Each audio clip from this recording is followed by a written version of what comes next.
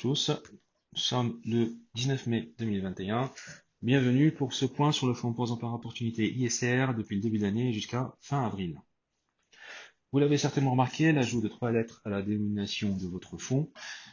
Les lettres sont bien entendu ISR pour investissement socialement responsable. Ceci implique que le fonds est devenu un fonds ISR au sens de la catégorie 1 de l'AMF et de l'article 8 SFDR. Ceci implique que la gestion ESG devient un élément central du processus de gestion et que le fonds surperforme largement son univers de référence sur les critères extra-financiers et ce, dans la durée. Je rappelle aussi la modification importante du fonds effectuée le trimestre dernier, à savoir la transformation du fonds d'un fonds multi-capitalisation française à un fonds multi-capitalisation des pays de l'espace économique européen. Le fonds reste évidemment un fonds de conviction avec un portefeuille à fin avril concentré autour de 33 valeurs. Les 33 valeurs sélectionnées à la suite d'un processus d'analyse financière, d'analyse momentum et d'analyse ESG. La capitalisation médiane est de 16 milliards et la capitalisation moyenne est de 78 milliards. En termes géographiques, la part des sociétés françaises représente 40% du portefeuille. Le solde est constitué des sociétés des pays de l'espace économique européen. Je rappelle ici le processus de gestion. Celui-ci repose sur 3 piliers fondamentaux, avec l'analyse financière et extra-financière des valeurs, complétée par des rencontres avec les dirigeants d'entreprise. Enfin, une analyse quantitative momentum nous permet de comprendre la dynamique des valeurs en relatif au marché, en absolu, et va nous permettre de calibrer les portefeuilles. Maintenant, un regard sur les performances. Depuis le début de l'année et à fin avril, le fonds a progressé de 5,9% contre 11,3% pour l'Eurostoxx Net Return. Encore une fois, le luxe a réalisé une performance remarquable, avec des progressions de 23% pour LVMH, l'acteur le plus important du secteur, et à 19% pour Hermès. Le luxe ne connaît pas la crise et s'adapte assez facilement aux restrictions sanitaires grâce au commerce en ligne, mais aussi grâce aux achats domestiques qui ont remplacé les achats des touristes dans les aéroports et dans les destinations touristiques. Les valeurs technologiques ont été dynamiques également, à commencer par le secteur des semi-conducteurs. Nous avions position dans ASML Holding, qui est un constructeur de matériel de fabrication de semi-conducteurs. Celui-ci a progressé de 36%. Le secteur profite pleinement de la transition technologique. La demande provient de segments de plus en plus nombreux. Elle a été très forte cette année, et à tel point que des pénuries se sont fait sentir chez les donneurs d'ordre. Dans le secteur technologique, il y a aussi le conseil en technologie. Capgemini, notre valeur favorite dans ce segment, a progressé de 13% depuis le début de l'année. Parlons enfin du secteur automobile, un secteur qui a le vent en poupe cette année. La demande a été très forte, notamment dans les deux principaux marchés mondiaux, à savoir la Chine et les États-Unis. La consommation est répartie chez les particuliers, mais également chez les entreprises qui cherchent à rajeunir leur flotte le plus rapidement possible en acquérant des motorisations électriques ou hybrides. Par ailleurs, chez les loueurs de véhicules qui ont fortement réduit leur stock en 2020 suite au confinement en vendant leurs voitures dans le marché d'occasion, cherchent aujourd'hui à reconstituer leur flotte de véhicules neufs pour la saison touristique qui arrive à grands pas. Dans les détracteurs du fonds, nous allons retrouver les valeurs de la transition énergétique, et essentiellement les producteurs d'énergie verte. Pour ces sociétés-là, ce n'est pas les fondamentaux qui justifient cette baisse, mais plutôt des aspects exogènes, avec d'une part la remontée des taux, mais également de la crainte sur des flux vendeurs sur ces titres, suite à la revue de la composition de l'indice S&P Global Clean Energy, qui devrait revoir en baisse la pondération de certains titres. Cependant, le chemin vers l'énergie propre, ou encore vers la décarbonisation de l'économie, est maintenu, et même conforté, avec notamment l'investiture du président Biden aux États-Unis, qui suit une politique totalement différente de son prédécesseur sur ce sujet. Ceci dit, les investisseurs préfèrent s'orienter vers d'autres thématiques plus attractives. Dans ce segment, nous avions Solaria qui a baissé de 21%, EDPR qui a baissé de 16% et Neoen qui a baissé de 32%. Maintenant sur le mouvement. La bonne dynamique qui a porté les matières premières, que ce soit en termes de volume ou de prix, nous a amené à nous exposer encore plus sur ce secteur. Nous avons sélectionné par exemple Norsk Hydro, un fabricant norvégien d'aluminium. Nous avons également initié le fabricant d'éoliennes Vestas Wind System. Il s'agit du leader dans ce segment.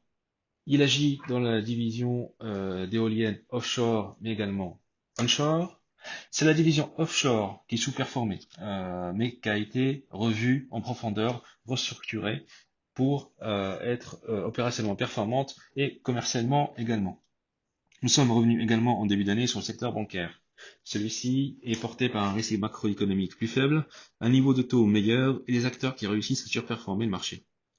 Nous avons initié la banque italienne Banco BPM, sachant que l'Italie est l'un des pays d'Europe qui va le plus bénéficier du plan de relance européen. Et par ailleurs, le marché bancaire européen reste très éclaté avec des petits acteurs comme Banco BPM et il est clair qu'une consolidation dans un premier temps, au moins au niveau national, a tout son sens. Nous avons également initié la banque néerlandaise ING, une banque avec un track record excellent.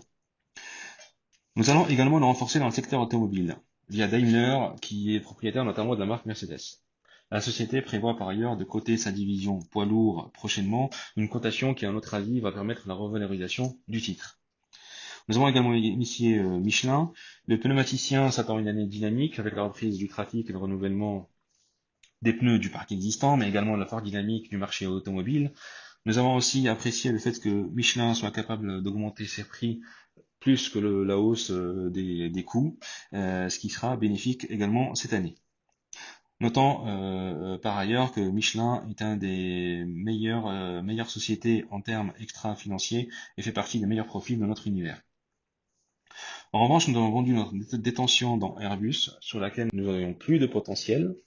La position l'avons initiée à la suite d'annonces de vaccins et à l'optimisme des marchés. Cependant, nous pensons que le secteur aéronautique prendra plus de temps, en tout cas plus de temps que les autres secteurs d'activité, pour retrouver son niveau normatif. Nous avons également cédé L'Oréal, une société de qualité, mais pour laquelle nous avons préféré des valeurs plus cycliques. En résumé et en conclusion par rapport à notre vision des marchés et les mouvements qu'on a fait en conséquence, vous auriez compris que via ces choix, nous sommes confiants sur la reprise de l'économie et sur la croissance des valeurs cycliques que nous avons introduites dans le portefeuille. Ceci dit au fait que cette année sera une année de forte croissance, dans un premier temps grâce à un effet élastique suite à la fermeture de l'économie l'année dernière, mais également les différents plans de relance partout dans le monde, à la politique monétaire accommodante et enfin au plan de vaccination, un élément central pour la réouverture de l'économie qui avance à grands pas dans différentes zones économiques. Avec ces choix, le portefeuille prend une exposition plus cyclique par rapport à l'année dernière.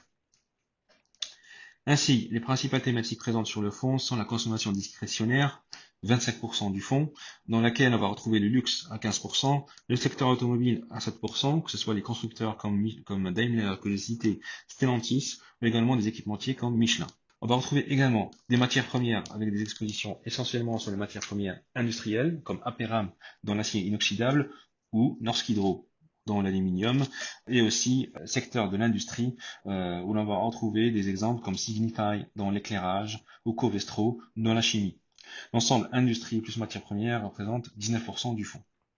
La transition technologique et la digitalisation est présente à 17% du fonds avec des valeurs dans les semi-conducteurs que j'ai cités auparavant comme ASML, mais également le conseil comme Capgemini que j'ai également cité, mais également des valeurs e-commerce comme HelloFresh et Zalando qui surfent sur les nouvelles habitudes de consommation.